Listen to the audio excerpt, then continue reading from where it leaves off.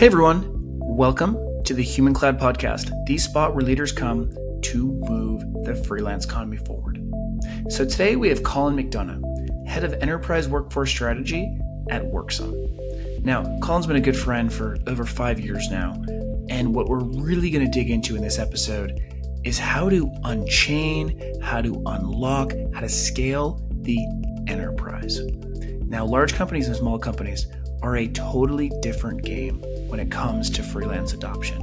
What large companies need, small companies don't need, and vice versa. And what the result of this is that freelance has really not scaled the way that it should across large companies. And so this is something very personal to me. When I was at Microsoft, we were able to get our program above $40 million a year, but I'll tell you what, it was so painful, and there was not these standard playbooks that every enterprise knew it to do. Also, it's kind of the wild, wild west in terms of there's no chief freelancer. There's no freelance program manager role that is standard across these large companies. So we are blazing this path with a white piece of paper, meaning we're all doing it net new. And so Colin is one of my resources that I always turn to in terms of how do we do this based off of what we've learned by having an existing external talent ecosystem. And so Colin has been an absolute master at the contingent talent and the existing external talent ecosystem. He was at Velocity Global. He was helping large companies like Microsoft with their contingent talent program. And he, like I, and probably like yourself, has banged his head against the wall around how do we get this freelance independent workforce scaled both compliantly and seamlessly across the enterprise. And here's sort of the crazy vision so that every single hiring manager or every single VP, IC, you name it, can hire a freelancer at the push of a button. No different, and here's a really cheesy plug, no different than how you get into an Uber. And listen, I've heard that Uber for Talent plug since 2016. And the reality is someone like Colin actually understands what it means to really get there.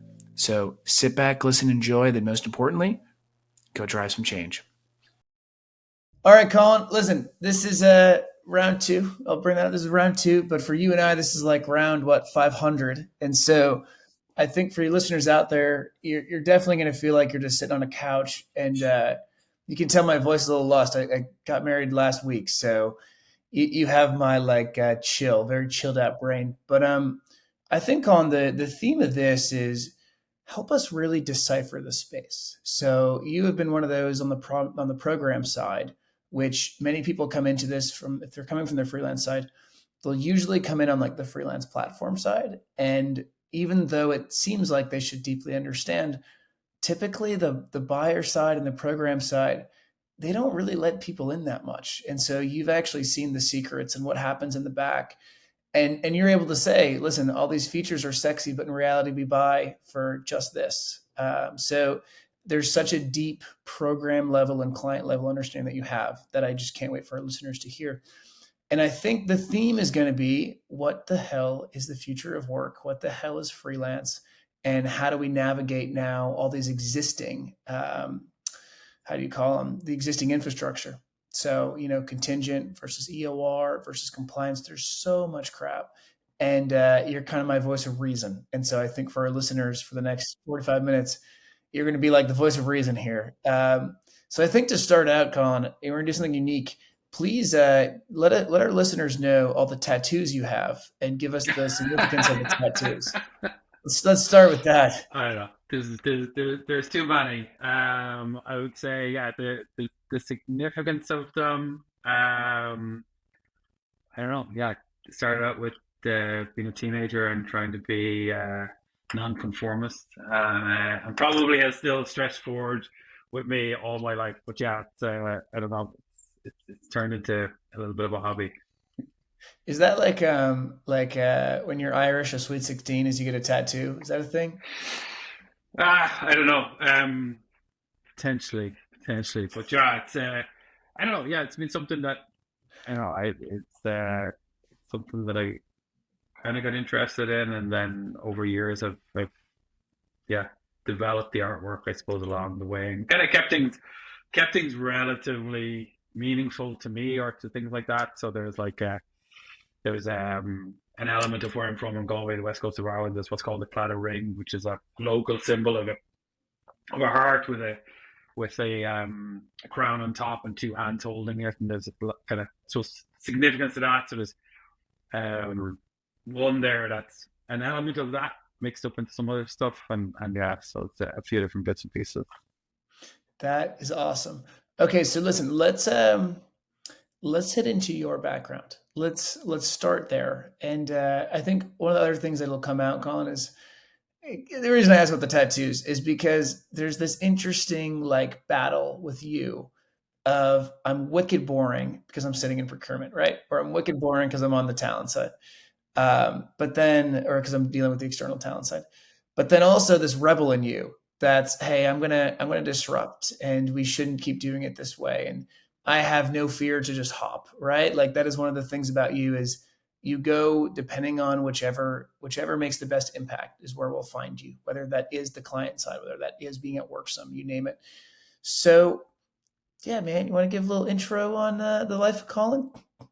Yeah, no, definitely. I fell into the world of staffing. I don't know, probably nearly 20 years ago now. But in the beginning, the reason I fell into it was I had a friend who worked in staffing, and I thought, wow, they've got these kind of fun, interesting lives, and they're probably 9 to 5 and easy. And my first job in staffing was temporary hospitality recruiting, which 100% wasn't 9 to 5.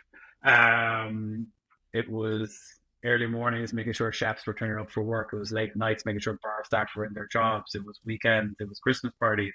It was events, concerts. It was everything, right? But it was really cool. I think what it drilled into me from that day, number one, we've got to ensure that whoever's doing the work gets paid, especially like when you're thinking about kitchen porters, cleaners, waiters, waitresses, right? Like comes Friday, got to make sure that they got paid. You got to make sure their timesheets are in. And what's most important to that person is I got to get recognized for the work I've done. And that's been a thread that's come through my career the whole way. And irrespective of anything else I've gotten involved in, it always comes back to me about the user experience, that end user, the person who's delivering the work and their experience. I moved on into the world of MSP, managed services programs, worked for Allegis Global Solutions. Spent about 8.5 years there with them, predominantly supporting one singular client, which we have in common, which is Microsoft. Um, got exposed to probably one of the most amazing companies in the world from the inside, and got to deal with a lot of the time because the contingent workforce program there was owned by procurement. A lot of the time was procurement and CFOs around the world. I spent my time traveling to meeting with CFOs from everywhere, from New Zealand to Singapore to the Netherlands to the US, and understanding the flow of money and the impact and the ability for incorrect processes to damage the organization. But also got into areas when I started, the 11-month tenure policy was there. Right? Original tenure policy was there. You had orange badges. You had all of these things that were put in place for very legitimate reasons at the time. But over time changed, right? And then watching as an organization through their CEO changes and leadership changes, the philosophy changed, right? And now then they move to an 18-6 policy, and they start to recognize and understand the value of your extended workforce and what does that mean to the company was amazing. After that, went to spend 3.5 years at Meta. Through hyper growth. At the time when I joined Meta, it was about 25,000 employees. By the time I left, it was upwards of over 80,000. We had COVID, been through it all, and really was at the coalface of hyper scale of an organization, but a company that is incredibly aware of its extended workforce and incredibly passionate about ensuring that its extended workforce are taken care of in the right way by their employers, as well as the structures and everything else in place to make sure, yes, it's compliant, but understanding that at the end of the day, the employer is the employer, but where you're the work for, the perception of the brand involved is massive, and how people perceive, like, I might be working for an Accenture or Deloitte or a Big Four, but if I'm working at Facebook or Meta or Instagram or wherever, my perception on the work is actually on that brand, and the impact and the connection between actually this world of work and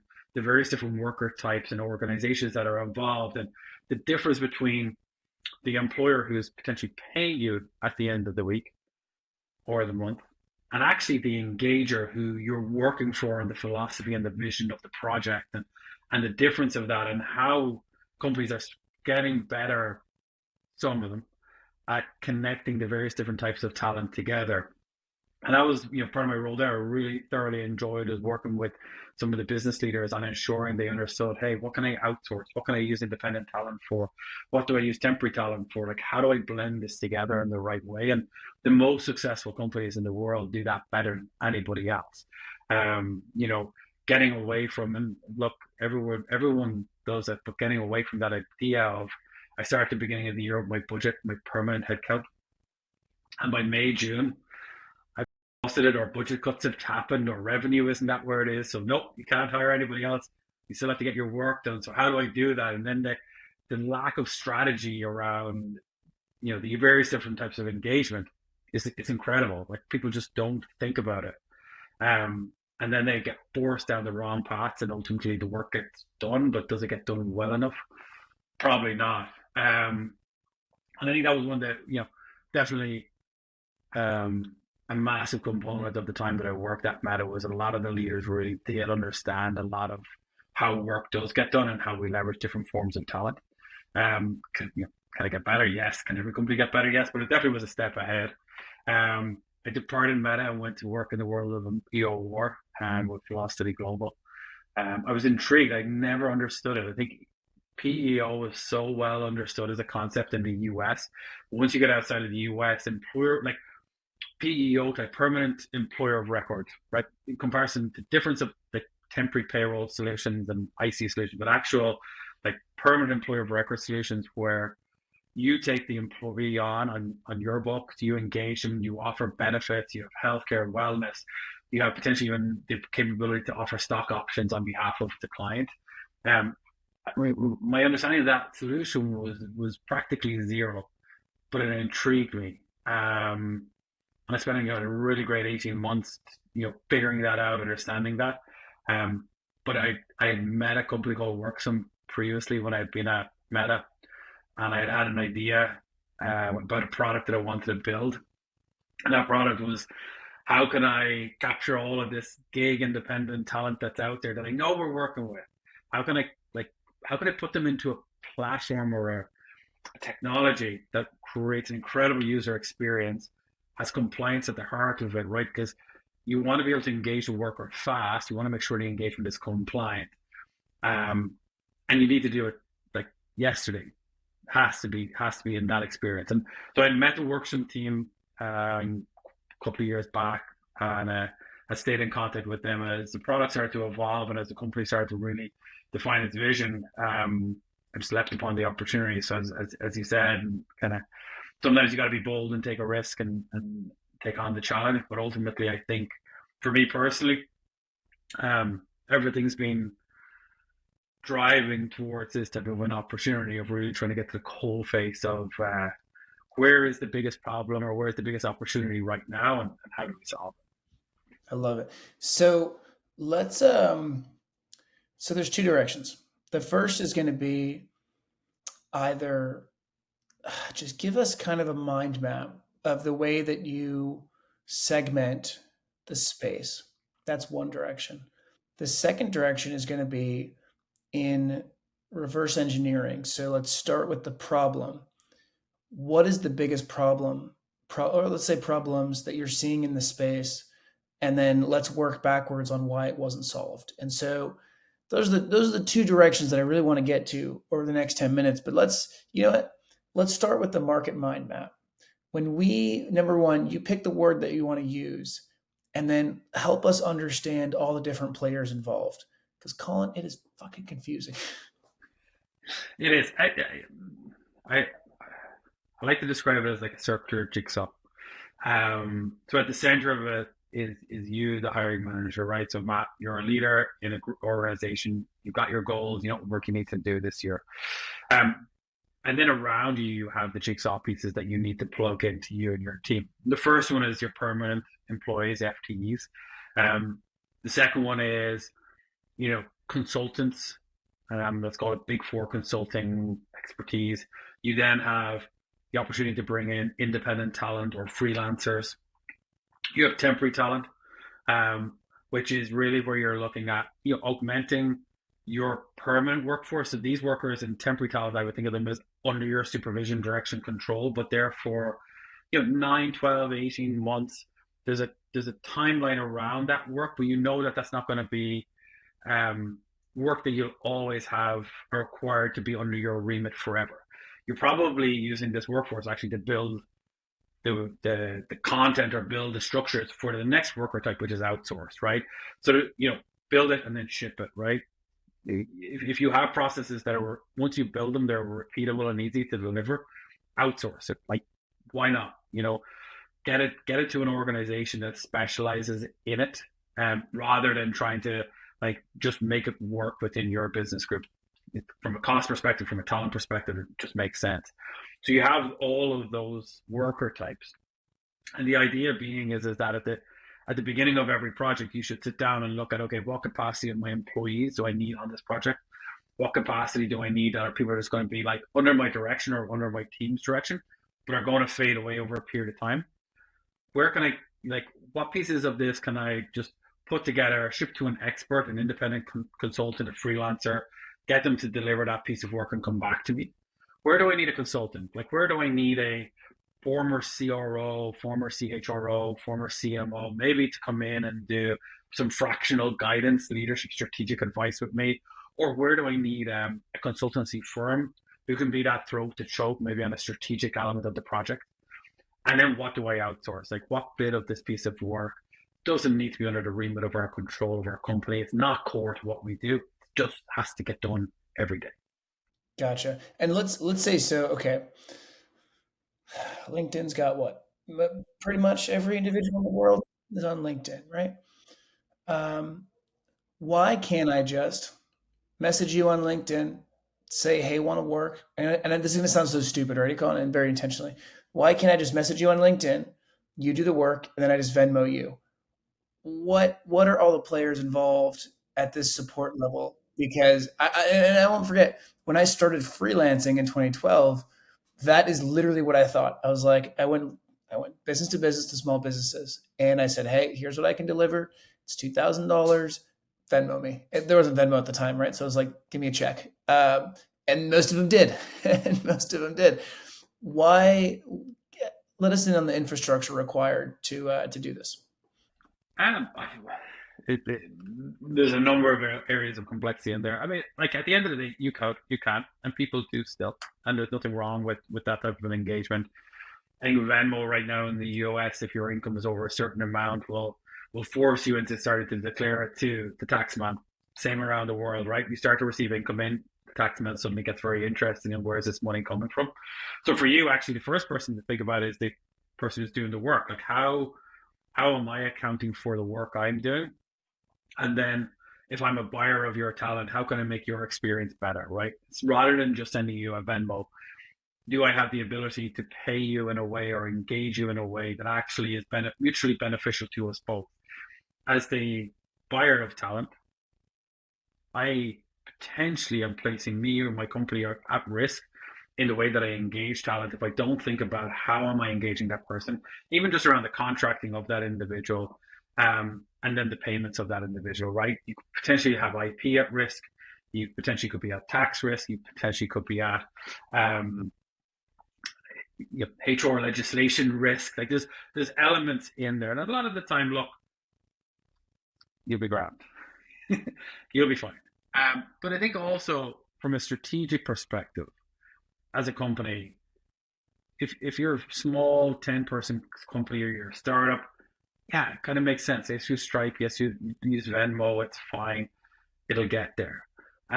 But really, when you start to conceptualize the opportunity you have, if I know you, Matt, we're working together, but the team in the office next door in a bigger company is looking for your experience, and they don't know that I know you and I'm working with you, then it's a massive missed opportunity for my company, right? That's a big opportunity for your organization. The ability to engage talent, but then also continue to re-engage that talent on a gig basis or on a temporary basis, whatever way it is huge, right? You ultimately would have knowledge of my organization and the problems that my organization has. And then if somebody else wants you to work on a project, maybe different completely, you still have that innate knowledge of, hey, this is Colin's company, this is what they do, this is how they think about problems. Therefore, I can add more value. And for you as the contractor, as a consultant, obviously you're getting, you don't have to sell. So you're getting more bang for your opportunity. So I think the capacity for companies to be able to create talent communities themselves and then be able to access that talent community internally among all of the hiring community is incredibly important, and one that doesn't get considered as a risk from the beginning of the process, right? People go straight to tax risk as we did, HR risk, and just all these things. But actually, the first part is, how can I get the best bang for my buck, right? Can I create a talent community where all my business users can see the talent we have available? We can share each other's talent. So somebody else knows a really great graphic designer, somebody else knows a really great software engineer. Suddenly this community is starting to get bigger, right? And we start to be able to have greater access to that. And therefore, the cost of acquisition is lower, the cost of engagement is lower, the opportunity speeds, everything moves faster. So I think that's kind of one area. The secondary part then is, in the US, there's ensuring that you're compliant and making sure that that worker, if it's a 1099 engagement or a W2 engagement, UK IR35, other countries around the world have the same thing. But really understanding the element of supervision, direction, and control in that engagement, not just to be compliant with all of those laws, but ultimately to actually know what you're doing and how you're engaging somebody. In a previous conversation we've had, and of the many we've had, you talked about, I think it's really interesting, the ability for the contractor to be able to write the contract and be able to explain to the hiring manager how this engagement should actually work. And so there's a great source of knowledge in that piece as well. Yeah, I wonder. Let's just hit the head like on why why there isn't already a solution. So I mean, you bring up a really good point. So the talent you know is better than the talent you don't know, and re-engagement is a win-win for both parties. Meaning, a freelancer wants to work with the same client forever. From a company side, freelancers are incredible because they usually have a broader relationships across the company than full-time employees do, because you got to open up an internal rec if that's the case. There's those internal politics where with the freelancer, you watch, they go up and down across that company so quick. And I would argue more times than not, the freelancer actually has more knowledge of the company than full-time employees because of that. But so there's the win-win on both sides. So it should already be there that there is a, whatever you call it, one-click button to re-engage talent across the company. That should already exist. It doesn't, as we both know, right? There's Worksome. There's numerous companies now that are doing this private talent clouding, private talent pooling, you name it. But so let's hit the head, Colin. Why the hell are we even here? Why aren't they already doing this? That okay. Let's look at the state of the play right now, because I think everybody talks about things in the future. It's always the future of work. It's always it's always there. Let's ground us in the present. Right now, there's somewhere in the region of $5 trillion being spent on the freelance independent talent community around the world. And we look at that in two segments. You've got gig workers, which if we think about like Uber, DoorDash, that type of a worker, and that's probably a $3 trillion economy. And then you have a $2 trillion economy, which is your knowledge workers, your consultants, your independent contractors. If $2 trillion is being spent right now, that's not the future. That's the present. And that's the challenge. Like, that's the problem that people need to understand and recognize is that every company is engaging in some way or form with independent talent. Whether they understand it, know it, believe it, don't, it's being spent. Is it being spent on credit cards? Is it being spent in flowers and newspaper budgets? Is it being spent in whatever way? Yes, absolutely, right? It's happened. So I think that's the first thing for us all to recognize, and that's actually the biggest problem. Because when we talk to people, I'm sure you have the same experience. You were like, "Hey, let's talk about freelance, independent talent, limited, whatever it is." And like, no, we don't do that. No, it's not part of our strategy. Like, well, who's spending this money, right? Who's out there doing this right now? And then think about it. When you look at the fastest non-permanent employee growth type in the US, it's independent contractors. Yeah. There's been like a 50% year over year growth in independent contractors, right? So there's an evolution of how work is getting done. You've got social media, you've got LinkedIn. It's easy now for people to be set up and connect and reach out. You've got freelance management platforms, you've got cloud agencies, whatever way you want to call it. But there is the ability for me as a person to reach out to another person through various different means and get work done and transact and pay for it. So that's happening right now. And as you start to think about that, if you're a Series B, Series C company, you're like, that's not so important for me. Well, actually it is, because if you want to become a Series D, Series E company or go IPO, compliance is going to have to be incredibly important to you. But also, again, we'll go back to the earlier point, how you engage talent, your strategies around that, right? All of those things are massively important to your organization. As you get bigger, as you grow as an organization, it gets even to a bigger problem, right? Suddenly you have the potential to be accessing platforms that are incredibly good at providing talent, but in silos. So you could be working with the best freelance management platform for marketing or for engineers. But again, if nobody else in your business knows that you've got this incredible platform, then they might go work with someone else, or they may not even know that avenue to talent is available.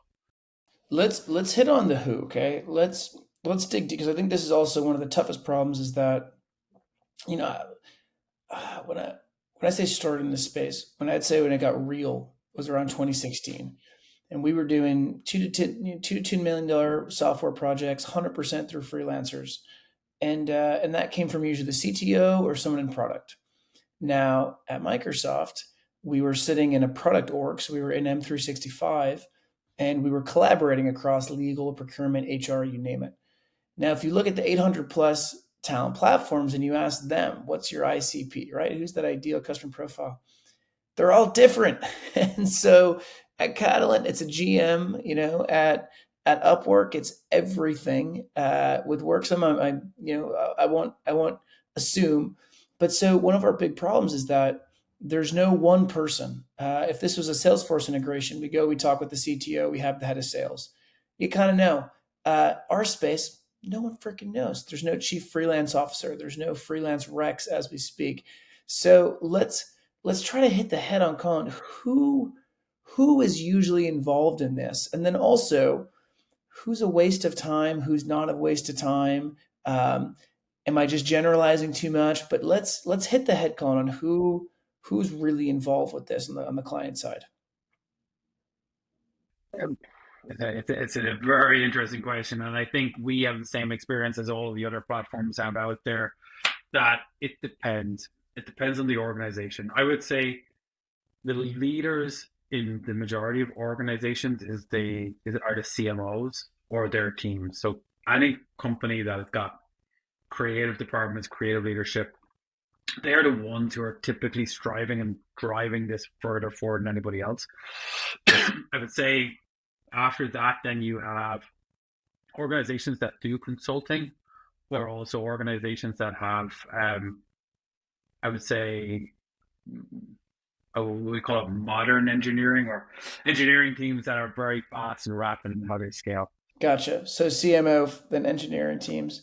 And when we talk about this, like, how do we square away procurement, HR, legal, and the business teams? So for example, do I just go create an SEO campaign purely built off CMOs? right? Do I build an SEO campaign purely based off of engineering teams? Do I try to blend CMO with something related to talent? How do we narrow So into, how do we depends on your fish? How do we fish is kind of the question. depends on your USP, right? I think it depends on like what you're trying to deliver and who you're trying to deliver to. Um, the most interesting trend that I've started to see over the past 6 months is that talent acquisition are starting to get involved. Um, and this is like very, very, I suppose from my perspective, it's very new. The talent acquisition have typically stayed away from the extended workforce. However, potentially due to the lack of um, permanent roles or the kind of volume that they've been dealing with in the past, and also because of the business leader's expectation of I need talent now, but I can't get permanent talent. Help me solve this. Can you get me faster? Like these are questions I firmly believe talent acquisition are starting to get asked. And because there's an abundance of solutions out there, talent acquisition are now saying, hey, actually, I can kind of do this. But then what comes as part of that package or part of that problem is I have an Excel spreadsheet with 40 workers already that I also need you to find a home for. So it's not just find me new talent. It's we've kind of built our own little list here, and we have 30, 40, 50, 100,000 freelancers. They're in our procurement platform. It's not really great. We'd like a better solution. So as you find me sources of talent that I can get more of this type of talent because I like it, I also need you to find a home for these workers. And I think that's where, from a Worksome perspective, definitely big opportunities for us being able to come in and both enable that aspect of putting the freelancers into a talent community, but also the secondary aspect of being able to connect with other talent platforms and help work on that ecosystem with them. Um, is a joyous conversation when we see talent acquisition coming our way because they get it, they understand it, they appreciate it, and I think we're starting to see that level of innovation that hasn't been around for a while. So you use the word home, which is very, very interesting. I'm going to ask a kind of funny question, and that is, how come home can't be either A, an existing VMS, right? Field glass, beeline. Why can't that be enough? Next question though. Okay, if it's not enough, why can't it just be a freelance marketplace? So, and I kind of know why, but I'm just going to be quiet and let you jump on the spear. What do you think? the, the VMS question comes up an awful lot in the conversations that we have around freelancers and independent talent, and this is the conversation we have with the VMS leaders and with clients and with other partners, and it comes down to one thing. Really comes down to the hiring manager journey right now. And right now, if a hiring manager is going through a VMS to get independent talent, then they'll continue to do so. If a hiring manager, and not just VMS, it's procurement software, HRIS, like it's all that same bucket, right? But if they're not using it, they're using another way. And what we've got to look at when we build solutions is look at your user journey, right? If you're building a technology product, you wouldn't try and give them something else that they don't necessarily want or use. You would look at your user, you would say, hey, what's the persona I'm building for? What is the journey they're going to go on? How do I look at it? So what we do is we look at the user journey right now, and typically it's me going on LinkedIn messaging Matt and saying, hey, do you want to do a job? You say, yeah. I say, cool. We start working. How do we ensure that the experience that we create replicates that experience and has the required friction that's needed, but only that in the way? And what I mean by the required friction is there has to be an element of compliance in there. So there has to be the ability to ensure that, is this a W-2 engagement, a 1099 engagement, inside hour 30, outside hour 35?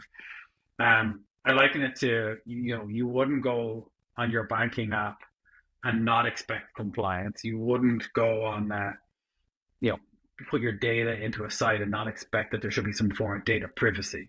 Well, you shouldn't go on a platform, engage a freelancer or put your freelance talent into a platform and not expect that compliance should just be there, right? It should be just there, and that should be a given. Contracting, right? If you can speed up contracting and include contracting in the process, the contract has to be generated anyway. So you're going to try to replicate that process. So I need to create a contract. How do I get that in there? And then I need to pay the person, right? So how do I facilitate payments within a platform as well? And how do other things can come and go, right? Background checks. Some people want background checks. Some people don't. You can add and take those away. But I think the core pieces are, how do I make the conversation happen in that platform? How do I ensure that everything that's taking place from a data perspective, from a legislative perspective, from a payment perspective, is done in a compliant manner? And how do I ensure that the worker then at the end of the day is getting paid quickly for everything that they're doing? And that is a very, very different experience than you would get in a HRIS or a VMS. The VMS is absolutely perfectly designed when I don't know who I want.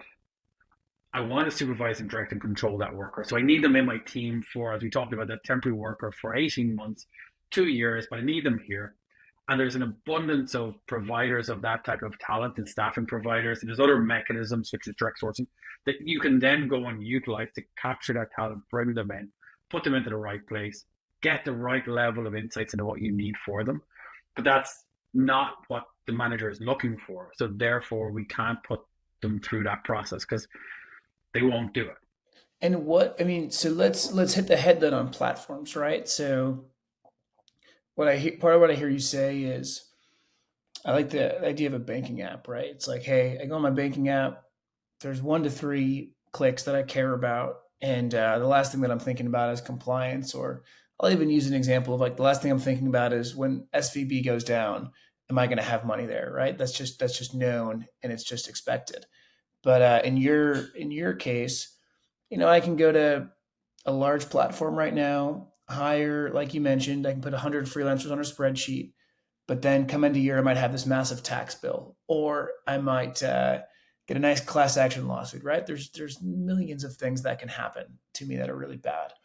But what I also am hearing is that, okay, the exact need at the service layer, and I'm going to consider, like, you and platforms, I'm going to call that the service layer, which is beyond just the actual worker doing the work.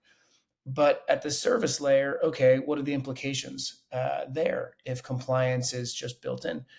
And it hits me of, a lot of you and platforms, they're doing like 20 different things when they really might be good at just one. And so if we look at the platform, they might just be good at recruiting the talent. They might just be good at scoping the work. They might just be good at managing the work.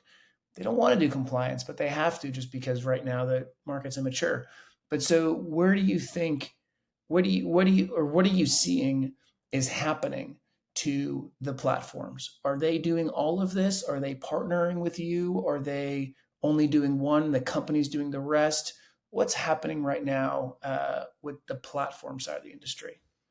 Yeah, look, it's a mix of everything. You're right. There's amazing platforms out there that have really great talent communities, and we're in conversations and in partnerships with a number of those platforms. And the challenge for those platforms is they've built it around the community, and when we think of platforms like, say, like a G2I, like, it's an incredible community, right? Really specific, massive value for the customer. But there's a potential, like, if they get too broad in what they deliver, do they lose the community that they've built? And then does that talent go somewhere else, right? So I think there's challenges that are faced on that level. Yeah. There's also incredible platforms out there that just do things like task orientation. And you're right. You should be good at maximum 3 things as a company, right? Like, you should be known for what are the 3 things we're really, really good at. And then how do we start to connect to others, right? I think that's the perspective we've taken on it. The lesson I've learned from past jobs is, how do we make sure that, we at Worksome, our role is not to tell you as a customer what type of talent you should work with or where to get that talent from. And why not, Colin? Why not actually? Because I hate to sorry to interject, but Yeah, yeah. why not be the prescriptive intelligence layer of what talent you need right now? Because I think if that's your revenue generating product, then you start to create biases around the bit that will make you the most money. Ah, So what will happen is if you're focused on generating revenue from talent, then talent becomes your revenue stream. If you're focused on generating revenue from employer of record services, then that's where you're really good at. For us, it's like, how do we take the friction out of the process for the hiring manager? And that's what we are really good at. We aspire to be even better at, and we remain 100% focused on is hiring managers do not need friction in a product. If they have that or in a process, they will avoid it, or they'll get incredibly frustrated and they'll quit their jobs and they'll go somewhere else, right? If there's too much friction in their way of getting work done, they will go. So for us, it's how do we get manager A, contractor B, how do we make that experience as frictionless as possible? Understanding that underneath this, like, should be like nice and still on top. It's like the swan sail and the legs going like crazy underneath. Underneath this is there's foundations and there's years of work around compliant engagement. How do we make sure that we're making this experience as intuitive as possible, ensuring that the elements of like payments in there, like I'm sure you've talked to other leaders who are on freelance platforms and in other parts of the world, but even just transacting payments around the world is not easy. yeah, Because yeah, ultimately, once you start to scale this, you have to start really working with large banking or financial institution providers because you run across risks of being seen as a payment administrator, or you run across risks within different legislations around the world or different states in the US of even transacting payments. So yeah, like the complexity of like the components of this industry are massive and incredibly unregulated for now. Um, yeah, you will see as this matures and as this kind of gets narrower, like governments are going to start to look at this as they've looked at other industries and go, hey, how is this money moving? How is that happening? How is this engagement taking place, right? And I think there's just um, so much noise out there, even on the EU platform directive, right? There's so much noise on something like that. That the platform directive in the EU is actually quite simple, right? Again, supervision, direction, control. As an organization, if I'm using a platform to engage a worker and I'm dealing with them in a right way with compliance built as part of the platform, it doesn't affect me, right? Because ultimately, I'm making sure that if the person is on a role-based engagement, that they're going to be paid and treated accordingly with the laws of that country. yeah, Temporary worker agreement, same thing, right? If I'm on a project-based engagement, then it's perfectly aligned to be a project-based engagement. So there's, I suppose, miscommunication, misinformation happening out there around a lot of this stuff. I think the yeah, key to think about it is that within the experience for everybody, there is either companies that are going to apply tons of friction, a la we go back way back in the day, the 11-month tenure policy at Microsoft, and what happened? The temporary workforce remained static until they changed it to 18.6. As soon as they changed it to 18.6, the business went back to using temporary workers. They wanted to use it, but they couldn't at 11 months. It just didn't make business sense. So yeah, similarly with freelance platforms or freelancer engagements, there's already been cases, right? We've had examples of Nike, we've had examples of Google, we've had examples of others around the US that have had massive fines around this population. In the UK with HMRC, same thing.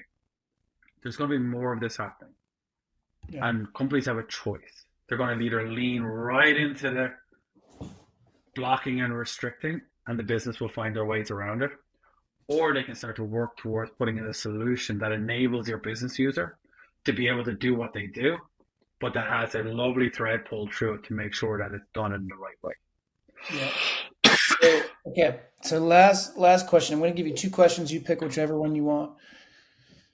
So listen, one question can be what is like the project or the program that you're most proud of, right? It might be Microsoft's, it might be all if it's such a wide array of companies. That could be one. The second, which is unrelated, but purely based off what you were saying before, is why in the world would an individual want to work on a platform rather than having a direct relationship And the data shows that I think it's around 47% of freelancers right now work on platform. Yet if you look at Reddit and various threads, they don't want to, which I don't know. How do I say this?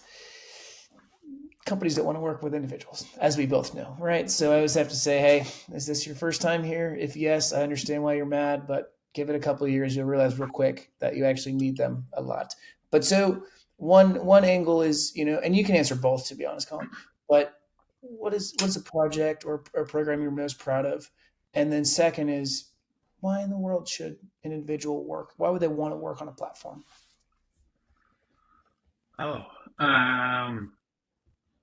There's been a ton of projects over the years that I've really enjoyed working on and getting involved in.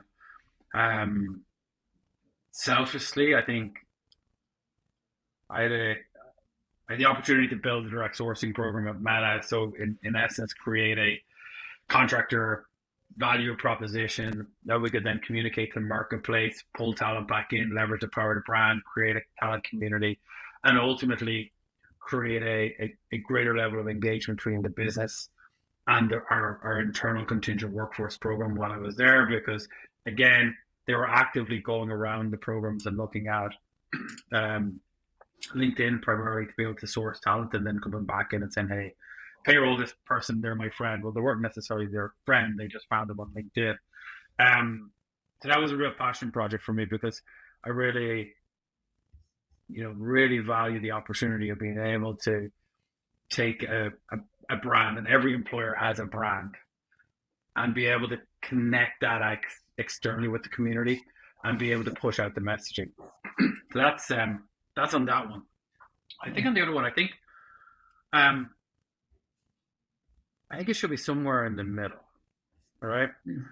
We'll 100% appreciate that the freelancer wants to work directly with the company, and then there's a platform in play. But I think if the right solution is in play for that freelancer and for that company, you can, and maybe it's aspirational, but you can get towards this place where the freelancer feels comfortable in the platform and the ability to communicate with the business, and they feel like that's their connection back and forth. So there's that element of tools within there, but also they appreciate the value that the platform can give to them from a contracting, payment, visibility, structure perspective too. So I think it's, I think probably more experienced freelancers that have moved around and have experienced different types of platforms may have a different perspective, and they would say, hey, I just love one platform where I have all my clients and the experience is the same for me, and I get to have control and visibility on what I do and see my work, see my payments coming in, and deliver the value that I want to deliver. So yeah, I think it's maybe somewhere in the middle, but I don't know if we're too far away from that either. I love it, man. Last question. Which is your favorite tattoo, Colin? Favorite tattoo? Probably my most recent one, so my armband there, and the significance of that is for two special people in my life who passed away. So yeah, that's that one. I love it. Well, listen, Colin, most important question is, where can our listeners find you and Worksome and anyone else you recommend people should be reaching out to and following? The list is long, but you can find me on LinkedIn, find me on Instagram. You can find Worksome on our website, but again on LinkedIn as well. And if they're not following you, then I think they're at a miss, and following the Human Cloud weekly newsletter as well, which is incredibly valuable. So yeah, start with that one, and I'm sure they can take it from there. Your $20 check will be in the mail. Not just kidding. Colin, thank you so much for hopping on, bud. Thank you very much. Cheers, buddy.